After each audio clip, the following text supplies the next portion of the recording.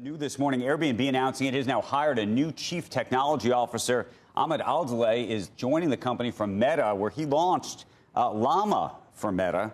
And I spoke with CEO Brian Chesky first on CNBC about how this hire came about and what it means for the ambitions that they have for artificial intelligence.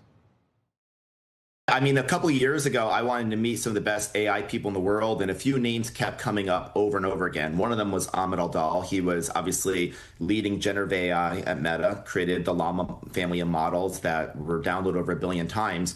And I met him, and one of the things that really stood out to me was not only was he an expert in AI, but he also worked at Apple for over 12 years. And he really understood that sense of design, craft, worked on the original iPhone. And we became friends over the years. And as I was working with my current CTO and we thought about passing baton, I thought, I really want a CTO that is at the frontier of technology. And Ahmed was that person. And so we got really, really excited about working together. So we've long talked about the role of AI in the future of technology, but I think, and I don't know if you could correct me if I'm wrong, you've been a little bit hesitant about how AI is going to ultimately get integrated into Airbnb. And we've had conversations about, how to integrate, for example, with some of the large language models like ChatGPT. So what does this mean for you? We have a unique philosophy at Airbnb. I think a lot of people in Silicon Valley start with the technology and they try to find uses for the technology. In other words, they have a solution, they're searching for a problem. I think one of the things we try to do is we start with the customer and work backwards to technology. And so because of that, we have been very serious about AI, but we've not been wanting to rush into implementations that are novel but not really good for the user. We really want to make sure things we do are excellent. So with Ahmed, I think I'm really, really excited because I think we have an opportunity to do AI right for travel and do AI right for e-commerce.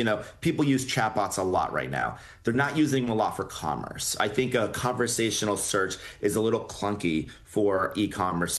How much do you worry, though, that some of the large language models are moving so fast that you're not able necessarily to actually beat them, or they're able in some ways to beat you at your own game? And I say that because, ChatGPT now is allowing you to actually make purchases through it.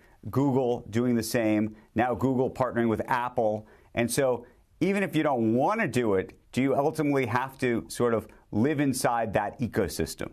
Both can be true. We are happy to integrate Airbnb into ChatGPT and to Gemini and to other platforms. I think that's great for us because Airbnb, first of all, is much more than a booking app. First of all, Airbnb is a community. 90% of people who book on Airbnb send a message to the host before they book. Everyone who books has to have a verified ID. So there's a lot more to Airbnb than just the booking app. Point number one. Number two, we have access to the same models as Google, OpenAI, and Anthropic. But we can do things they can't do. We have the benefit of specialization.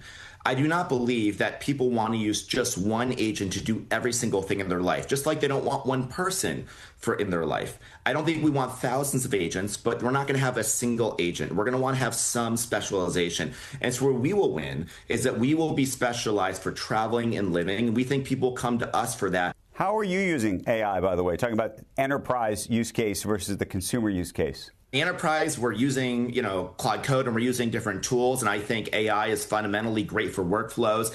Every function in the company is becoming more efficient because they have AI tools. These basically superpower tools.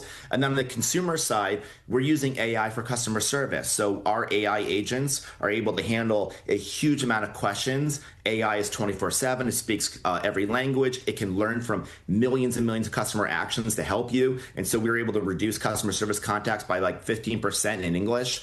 And with Ahmed, we're going to be able to move up funnel to travel search. And imagine one day Airbnb is this travel concierge, this companion that's with you the entire trip. That's where we're going. And I think ultimately, just to zoom out, Andrew, the superpower of Airbnb are two things.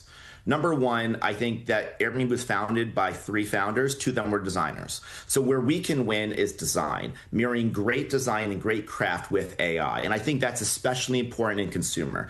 The other thing is we're really good at picking people online, offline into the real world.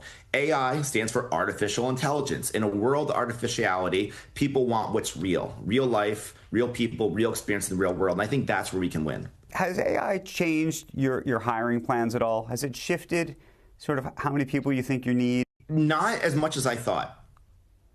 Because on the one hand, you don't need as many people with AI to do a job.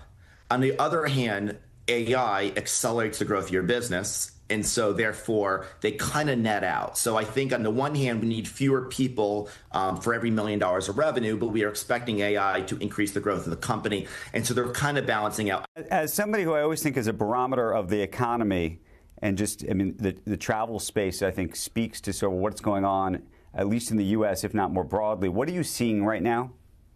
We're seeing like really healthy travel demand, and there's been a lot of discussions around, tariffs. There's been a lot of discussions around a lot of things related to the economy the last 12 since the pandemic. What I would say is the economy and travelers is incredibly resilient. For every like $1,100 or so spent in the world, about $1 goes to Airbnb. So we're about 0.1% of the global GDP. So we are a decent barometer, and we are the ultimate barometer on discretionary global spending. And what I'll tell you based on that is it is very stable and very resilient.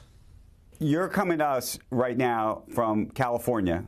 You have not left Yes. California. By the way, given that you guys are, sometimes a remote business, you could be doing this from anywhere. You know where I'm about to go with this.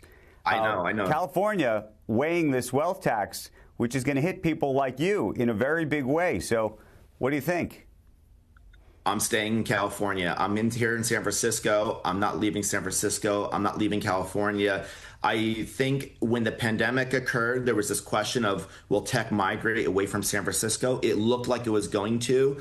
And AI, I think, firmly planted a flag that tech is here in San Francisco. And so regardless of that outcome, I will stay here.